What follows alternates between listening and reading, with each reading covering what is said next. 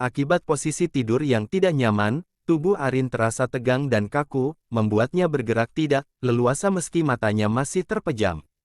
Hari sudah mulai pagi, tapi cahaya masih remang-remang di kamar. Biasanya Arin baru bangun menjelang siang, paling cepat jam 10. Namun pagi itu berbeda. Ada tekanan dan ketegangan di beberapa bagian tubuhnya, membuatnya kesemutan dan tak bisa menemukan posisi yang nyaman. Merasa terganggu, tubuhnya terasa berat, dan setiap gerakan kecil seolah menimbulkan ketidaknyamanan. Pahanya seperti tertimpa sesuatu, dan dadanya ada meremas kasar sampai terasa nyeri, sakit. Masih setengah terpejam, ia meraba tubuhnya, ingin memastikan kenyamanannya. Namun sesuatu membuatnya terkejut, tangannya tak sengaja bergesekan dengan kulit seseorang yang juga saat itu berada di atas dadanya. Sontak saja Arin membuka mata, seiring tangannya menelusuri pangkal tangan itu, pikiran cerdasnya mencoba menebak siapa yang berada di sampingnya pada pagi itu. Ketika Arin menoleh ke belakang, kenyataan menghantamnya. Ia bukan lagi gadis lajang, sudah bersuami, dan suaminya adalah seorang pria yang lebih tua, seorang duda dengan anak. Rasa terkejut, campuran antara bingung, khawatir, dan sedikit cemas, segera menyelimuti pagi yang seharusnya tenang itu. Arin menatap wajah pria yang kini menjadi imamnya. Matanya terbuka lebar, dan tatapan Darmo dengan sorot mata yang intens dan sulit ditebak membuat Arin semakin gelisah. Jantungnya berdebar kencang, campuran antara takut dan was-was yang sulit kendalikan. Tahu, ia belum siap menerima kedekatan itu. Rasa penolakan yang kuat masih menguasainya. Arin takut dibanding-bandingkan dengan mantan istri pria itu, atau dinilai berdasarkan standar yang bukan miliknya, menolak sepenuhnya, baik wajah, perilaku, maupun kepribadian suaminya yang membuatnya semakin menjauh secara emosional. Pagi itu, antara tatapan Darmo dan kegelisahan Arin, tercipta jarak yang tak terlihat, bukan hanya fisik, tetapi juga emosional. Kedua hati masih terperangkap dalam ketegangan, belum menemukan bahasa untuk saling memahami. Arin semakin ketar-ketir melihat bagaimana pria itu perlahan naik di atas tubuhnya. Arin masih sibuk memikirkan berbagai cara untuk menolak dan menjaga harga dirinya tanpa menyakiti hati sang suami, hingga tak sadar bagaimana ketegangan antara mereka terasa semakin dekat dan menekan. Situasi itu dimanfaatkan Darmo dengan sangat baik, melucuti pakaian Arin sampai benar-benar sudah setengah telanjang. Baju dan branya hilang dibuang asal oleh Darmo. Kesadaran Arin muncul ketika tangan suaminya sudah berada di pinggir celana dan hendak menariknya turun. Menolak dengan tegas, menepis tangan yang terlalu dekat, suaranya memekik di antara rasa takut dan marah. Insting mempertahankan diri, membuatnya bertindak seperti semalam, menendang dan mendorong untuk menciptakan jarak. Tak lagi berpikir kalau bisa saja perlakuannya akan dicatat malaikat, karena sudah berani menolak jatah suami. Kegaduhan itu membuat ruangan dipenuhi ketegangan. "Duik, sakit!" teriak Darmo, suaranya pecah saat tendangan keras Arin menghantam bagian paling sensitif. Seketika ia terduduk, memegangi aset berharganya dengan wajah meringis. Arin hanya menatapnya dengan mata kesal, bibir menekuk tipis. Di luar tampak dingin, namun hatinya bergejolak, sedikit merasa bersalah. Tubuh Darmo sudah dipenuhi bekas cakaran dari semalam, wajahnya merah-merah, dada dan lengan pun tak luput. Pagi ini, Arin menambahkan cap kulkunya lagi di lengan berisi pria itu. Bekasnya masih baru, sedikit mengeluarkan darah, menambah jejak perlawanan yang sengaja tinggalkan. "Kenapa ditendang? Begini caramu memperlakukan suami saat minta jatah? Kamu pernah diajar sopan santun, atau enggak? Sekolahmu tinggi, tapi otak nol." Maki Darmo dengan suara keras, nada penuh kemarahan dan frustrasi. Darmo merasa laesal sekaligus gelisah. Setiap kali tangannya mencoba meraba tubuh wanita itu, ia selalu dicakar habis-habisan. Lebih parah lagi, tendangan keras dari Arin membuatnya berdenyut nyeri, seolah seluruh tubuhnya dihukum. Bagaimana kalau sampai terjadi sesuatu padanya? Pikir Darmo, cemas. Bagaimana jika tidak lagi berfungsi? Rasa takut itu mengaduk-aduk kepalanya. Seharusnya wanita itu peduli. Padahal aset itu juga menjadi sumber masa depan bagi wanita itu sendiri. Namun Arin tampak sama sekali tak bergeming, seolah tak peduli sedikit pun. Darmo menatap istrinya yang berbaring di ranjang, tubuh setengah telanjang tersembunyi di balik selimut. Namun mata wanita itu tak pernah lepas darinya waspada, penuh kesal, menilai setiap gerakan. Tatapan itu seperti cambuk yang membuat Darmo sekaligus tergoda dan frustasi. Apakah salah kalau ingin haku tanpa izin dia? Terlebih dahulu, gumamnya dalam hati, toh mereka suami istri. Bukankah wajar jika sesekali melakukannya tanpa menunggu persetujuan kedua pihak? Rasanya bukan hal yang berdosa, setidaknya menurut Darmo. Kenapa? Apa saya salah meminta haku sekarang? Apa dengan mencakar dan menendang, kamu merasa menang? Geram Darmo, matanya menatap tajam ke arah istrinya, penuh kemarahan dan frustrasi. Belum genap 24 jam menjadi pasangan suami istri, Darmo sudah mendapat perlakuan yang menurutnya kurang ajar dari istrinya. Dalam hati, Lam menyebutnya kekerasan rumah tangga, bukan secara fisik, tapi batin yang tersayat oleh sikap Arin. Namun Arin membalas tatapan tajam Darmo dengan tatapan yang tak kalah dingin dan tajam, tak tergoyahkan oleh amarah Darmo. Pada dasarnya, Arin tak pernah menyukai pria itu, apalagi menginginkannya. Sikapnya tegas dan penuh jarak, menunjukkan bahwa tidak ada rasa takut maupun rasa hormat yang tersisa. Salah saya di mana? Tanya Darmo, suaranya menuntut jawaban.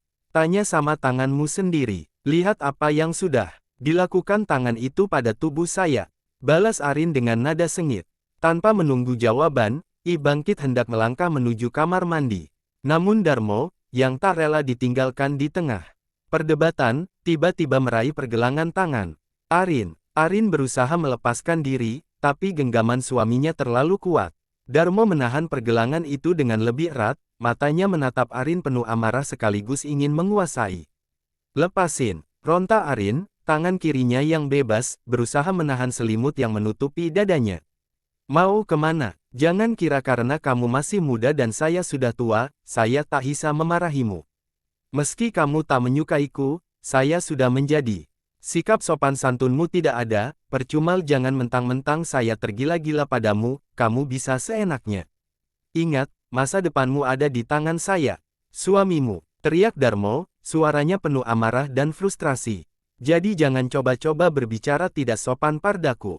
Secantik apapun parasmu, kalau Darmo semakin mempererat cengkeramannya di pergelangan tangan Arin.